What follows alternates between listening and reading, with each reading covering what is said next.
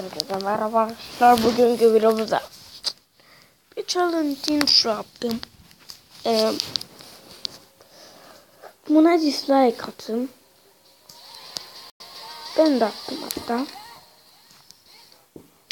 Ama ben dedim mi? Bunlar tanıtmıyor.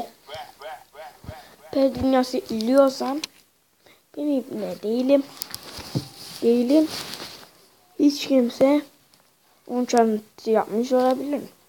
Ama yeni bir intro yaptım.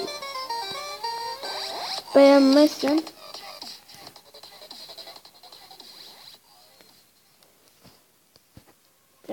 sen bil.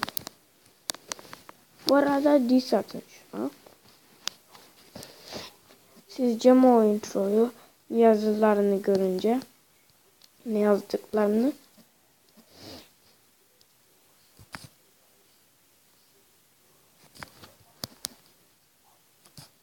per dünyası yazın, en üstteki bu. Abonelikten çıkın ve